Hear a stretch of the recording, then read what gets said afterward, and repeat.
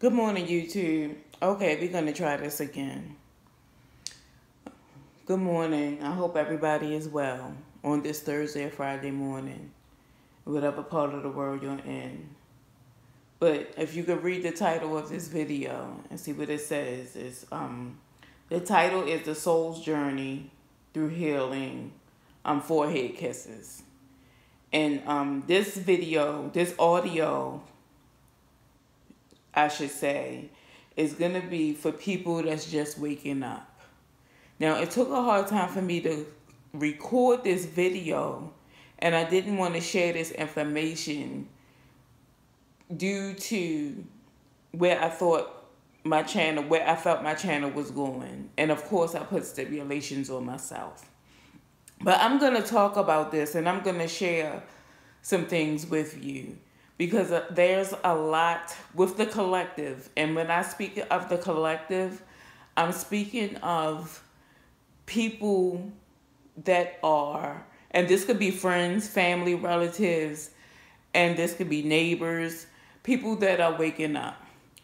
We are being subjected to numerous planetary alignments, and we are getting major downloads. For example, what is a download, you may ask? A download would be telepathic information. That's one way to describe it, telepathic information. Now, when you're experiencing these downloads, it will feel like you're crazy. If you do not know what it is, you will feel like you're crazy. You will lose your shit. And a lot of people self-medicate. A lot of people smoke weed. They do other drugs.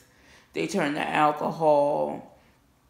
What the message that I want to bring to you is, it doesn't have to work out that way. All you have to do is balance yourself, ground yourself. One way of doing that is walk outside in a park, a grassy area, barefoot, sit and chant, sit and listen to some calming music. They have loads of applications and information on YouTube of grounding techniques, and they even have grounding music that you can listen to get through things like this, because you're gonna feel some kind of way. You're gonna feel really unbalanced. Another example is why I'm doing only audio on this is because when I hit record on my phone to upload a video, whatever kind of video, it doesn't matter, it opens up a portal. And I'm not prepared to see, every time I'm not prepared to see what comes through this portal. So that's why this time the energy is so thick and the energy is so strong that I can only give you audio right now. I can't sit in front of the camera and look into the camera because there's a portal open. But what I wanted to do for this video, and how I wanted to break it down to people that's waking up and that's having these experiences, these downloads, I wanted to break it down to you guys like a 5-year-old. Meaning, I wanted to try to simplify it for you. And I wanted to break it down into 2 categories, Soul A and Soul B. Okay, when you think of Soul A, the soul A has traveled through at least 3 lifetimes, and Soul A is now on its 4th lifetime. Get your pencil and paper, because I'm gonna drop knowledge, and I'm gonna drop since my journey in 2013. I'm gonna give you everybody that I've learned something from, and that's been helping me along my journey, and I want you to record it to see, because you might be having these same symptoms. The symptoms of Soul A and Soul B. Okay, Soul A is on its 4th life cycle. For example, you're on your 4th life cycle as Soul A. One of those characteristics could be, those life cycles doesn't necessarily have to be in a meat suit. Don't have to be in the physical, because remember, the soul travels. and the soul is energy, and the soul goes wherever it pleases. You can live underwater on the ocean floor. You can go and relax on a cloud. You can live up in a space with the celestial beings, the sun, the stars, and all of the planets. It's energy. You're not caged into a body. You're not caged into a thing. You're free to roam. Now, if perhaps you were in a meat suit, for example, you're on your 4th life cycle, that means you've been through some stuff. Okay, simmer down. I'm getting to the point. For example, if you were on a 4th life cycle, for example, you could have been an Asian man in another lifetime, in one of your previous lifetimes.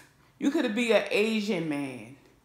And in this lifetime, you have an affinity for teas, for exotic teas.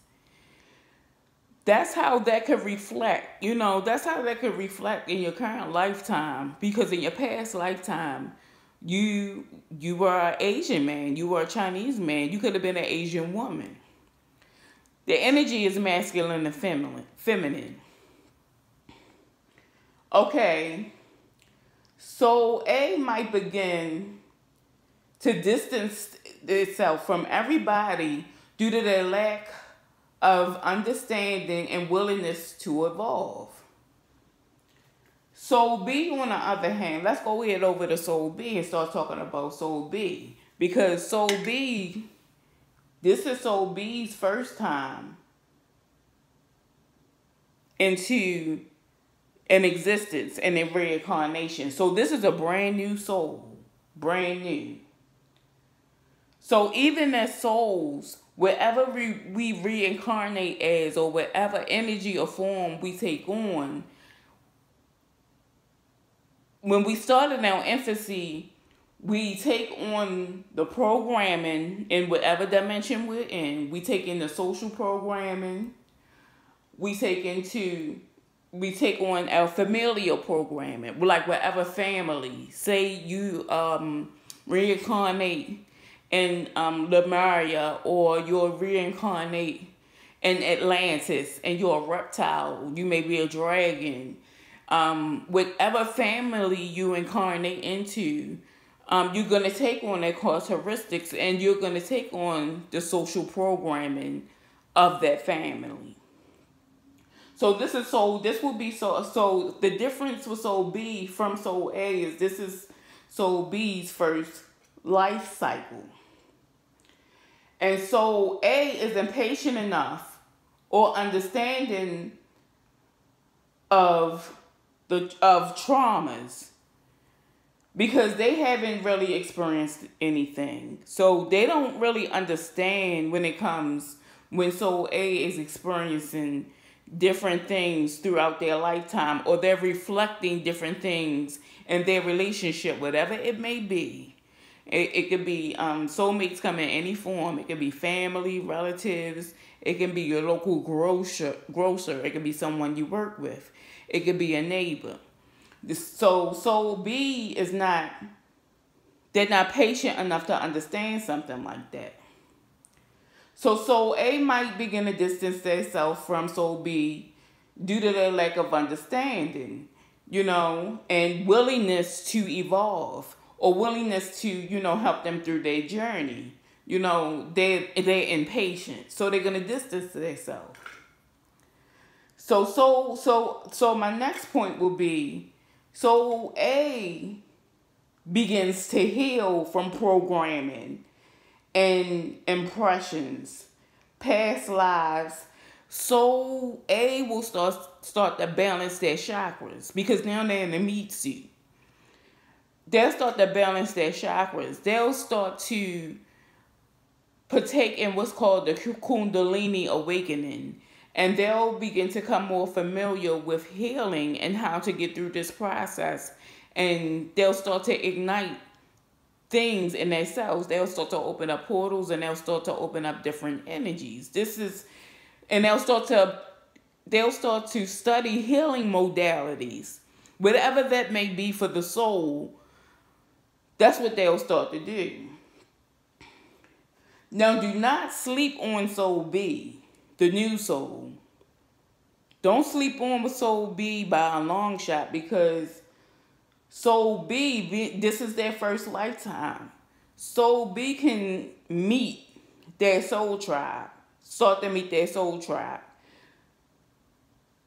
Soul B can decide, well, I want to know what that's like. They can learn a lesson from splitting up from Soul A and be like, well, and they can pose the question to themselves, well, I wonder what's so fantastic, about this chakra work, the chakra balancing, the different modalities that Soul A is using to learn themselves. They can want to get to know more about themselves. So they can spark an entrance by things just happening to them, being as though this is their first lifetime and it's new. They can decide to choose, to change, to wake up. They can decide to choose to change their way of thinking. Doesn't mean they have to agree with everything and everybody, but they can decide to choose a different way of thinking other than what they've been taught in the physical body. Point blank period. Is that simple. Now, okay, simmer down. I want you to get your pencil and your piece of paper, because as I said, I'm going to share, and I'm also going to put links into the description after this video is over. As I said, when I started my journey in 2013, my journey to awakening, the people that I looked up to and the people that helped me along my way and along my journey. And I need you to be patient with yourself. Let me say that again. Steps to healing, through the healing process. The journey through the healing process is being patient with yourself. Do not hold yourself to a standard of what someone else is doing. You may want to experience things. You may want to say, say you want to enhance your psychic abilities. You can do that. Everybody has psychic abilities, and I'm going to give you a book that I read that was given to me by that was given out by Bobby Hemmett. That's one person that I follow. He started me along my journey to awakening. And the book is called Every Woman is Psychic.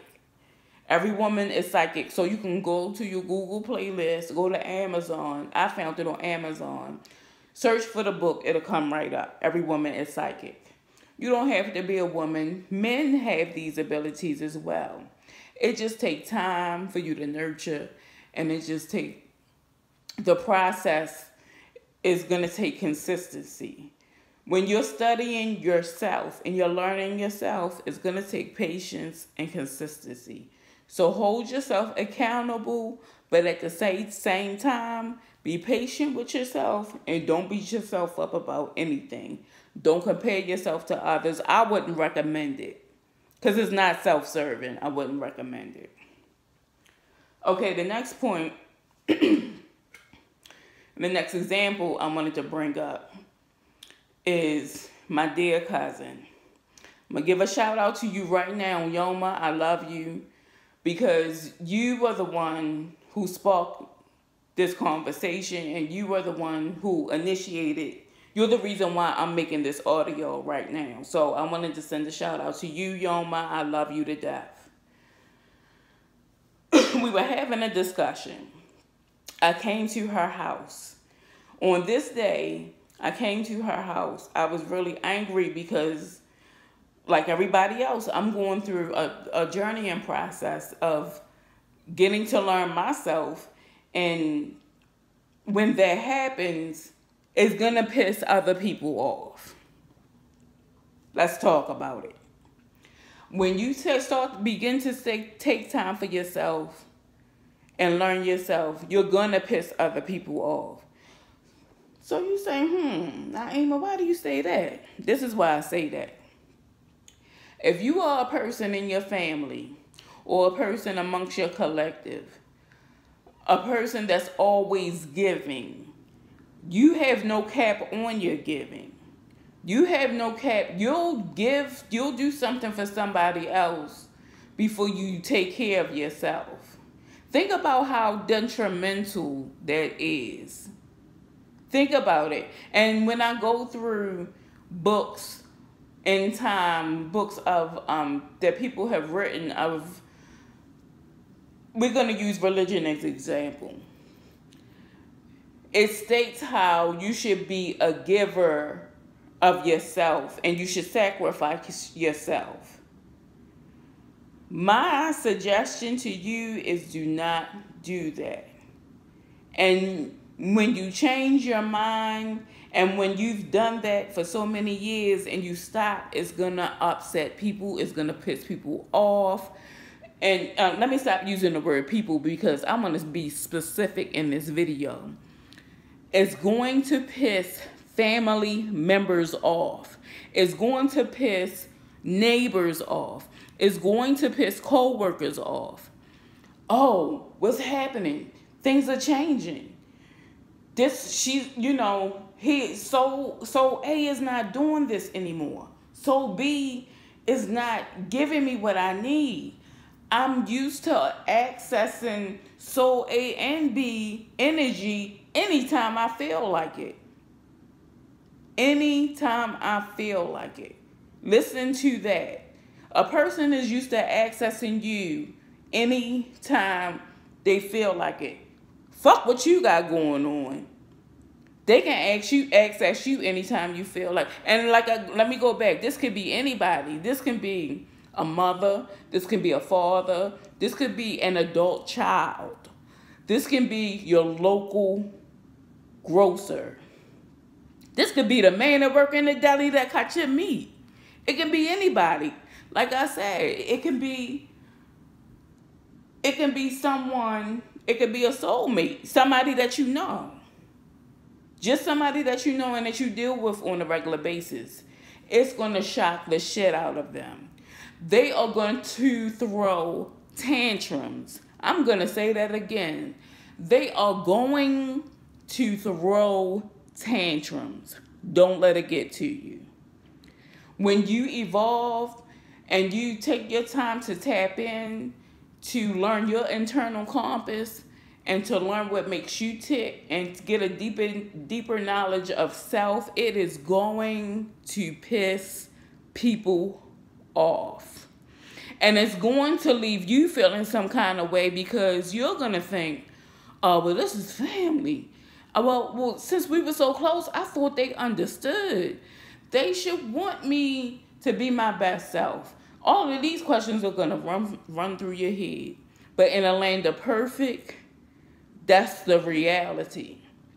This is not the land of perfect. I'm sorry to tell you, this is not it. In case you haven't noticed. Okay. I really appreciate my cousin because I don't think she realized the time that I spend with her and the time that I spend with her at her house is magical. And let me go into explaining what I mean. On my way to her house, in my drive to her house, I experienced a lot of downloads. I don't understand what they mean yet, but I write everything down because, like I said, you have to be patient with yourself. You can think on it and you can meditate on it, but if the answer doesn't come to you right away or tomorrow, don't beat yourself up and don't feel bad. Just meditate on it. Just know the answer will come because the answer is already in the inside of you. If you can pose the question, you already have the answer inside of you. It'll come. It'll come in a dream. It'll come in a voice. It'll come through social media. It'll come on a billboard. There's many ways that it'll come. Just pay attention and always be open to signs and symbols. I don't think she realized how powerful it is. And when I leave her house, after we talk and we have our gathering and we talk and I'm leaving her house, messages come to me as well from her house on, while driving on my way home. And she also taught me how I went to her to get my taxes done. So I show up, I'm digging for my paperwork. I can't find my paperwork. So eventually I get all of my things together. It's very draining for me to sit in front of, not just me, anybody, to sit in front of a computer for a long periods of time, especially when it comes down to crunching numbers, putting numbers into a computer. It sounds simple because you're just putting the information in that's on your W-2s, but it takes a lot of energy.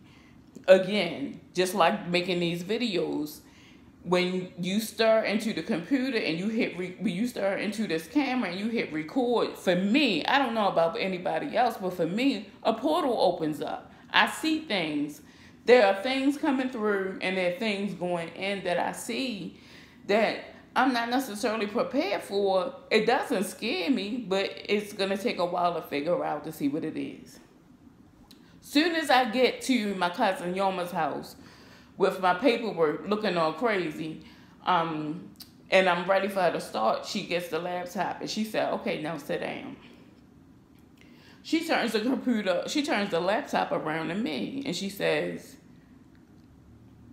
you can do this. She said, I know you can. If I can do it, you can do it. Right there, that showed me. Well, she's one of my favorite cousins anyway, because we came up together. We were close. It wasn't until we were adults until we really connected, and recently we started spending time together again. Like I said, I'm going to our house and spending time with her. She said, you can do this. She said, if I can do it, you can do it. So now I have new knowledge, a new training under my belt. I have a new thing that I can do. I can do my own taxes. She taught me how to do that. A lot of you are teachers